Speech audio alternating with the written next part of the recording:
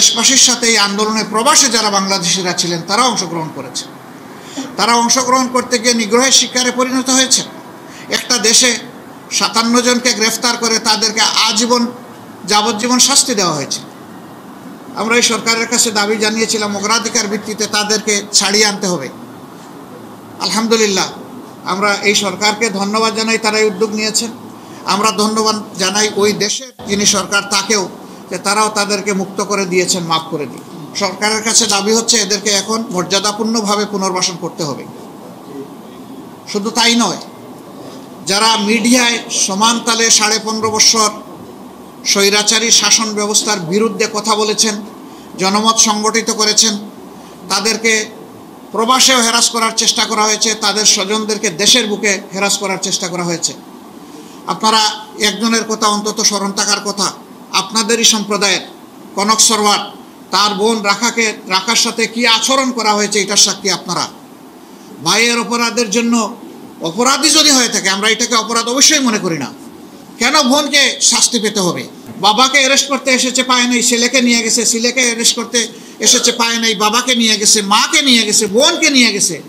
কোন অসভ্য জগতে আমরা ছিলাম? সাংবাদিক বন্ধুগণ, আজকে সময় এসেছে বিভক্ত জাতিকে ঐক্যবদ্ধ করার।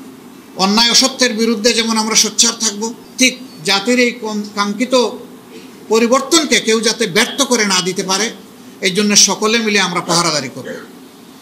এটা একার রাজনৈতিক দলের কাজ নয়, এটা আপামর জনগণের। তবে বিশেষভাবে দায়িত্ব বর্তায় দুইটা সম্প্রদায়ের উপর। একটি হচ্ছে রাজনৈতিক দল কিংবা নেতৃবৃন্দ, আরেকটা হচ্ছে সাংবাদিক সমাজ। এই দুই সমাজকে বলা হয়, তাদের আই হচ্ছে 4D আই। তারা 4 ডাইমেনশনে চতুর্দিক থেকে জাতিকে দেখেন।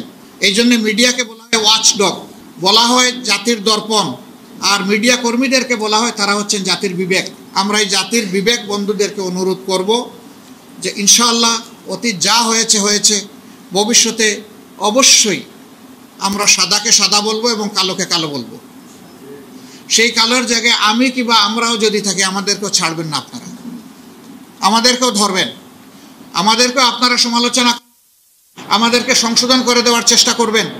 কারণ জাতির জন্য আমরা চিন্তা করি, আমাদের ভুলের কারণে জাতি ক্ষতিগ্রস্ত হোক, এটা আমরা চাই না। কেউ যেন আপনাদের এই সতর্ক চোখ এড়িয়ে যেতে না পারে, সেই দিকে আপনারা নিঃসংকোচে, নির্ভয়ে, সাহসিকতার সাথে মুক্ত হাতে আপনারা কলম চালাবেন, মুক্ত মুখে আপনারা বয়ান দেবেন।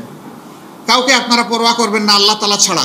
বিগত এই দীর্ঘ সময়ে যারা বিভিন্নভাবে নিগৃহীত হয়েছেন, তাদের প্রতি আবারও আমি শ্রদ্ধা নিবেদন করছি, এবং যারা দুনিয়া থেকে বিদায় নিয়েছেন নিগ্রহের শিকার করে, আবারও আল্লাহর দরবারে তাদের সকলের শাহাদাত কামনা করছি। ব্যাংকগুলা ফুকলা করে দেশের বাইরে অর্থ নিয়ে গিয়েছে। এই অর্থ আপনার, এই অর্থ আমার, এই অর্থ 18 কোটি মানুষের। এদেরকে আইনের আওতায় এনে দুনিয়ার যেখানেই থাকুক এদেরকেও ফিরিয়ে আনতে হবে, অর্থও ফিরিয়ে আনতে হবে, এবং এই ক্ষেত্রে সবাইকে সোচ্চার ভূমিকা পালন করতে হবে। এদেরকে কোনোভাবেই ক্ষমা করা যায় না। এরা জাতির দুশ্মন, এরা ডাকাত, এরা লুঠেরা। এদের হাত থেকে দেশকে অবশ্যই রক্ষা করতে হবে, এবং আগামী দিনে আমরা সকলেই এখান থেকে শিক্ষা নিয়ে আগামীর পথ চলবো, এটা আমরা আশা করি। আপনাদের মাধ্যমে আমরা প্রিয় জাতিকে আহ্বান জানাতে চাই, কাঙ্ক্ষিত এই পরিবর্তন, এই বিপ্লব, এটা যেন কেউ ব্যর্থ করে না দিতে পারে। আমাদেরকে সর্বদা সচেতন থেকে জনগণের অধিকারের পক্ষে, স্বাধীনতার পক্ষে আমাদেরকে আপোষহীন অবস্থান নিতে হবে। আল্লাহ আমাদেরকে সাহায্য করুন, আল্লাহ আমাদেরকে কবুল করুন, আল্লাহ বাংলাদেশের উপরে রহমত নাজিল করুন, আল্লাহ তাআলা শান্তির ফয়সালা দান করুন, এবং একটি সভ্য ঐক্যবদ্ধ জাতি গঠনে আল্লাহ আমাদের সবাইকে তৌফিক দান করুন। আসসালামু আলাইকুম ওয়া রাহমাতুল্লাহি ওয়া বারাকাতুহু।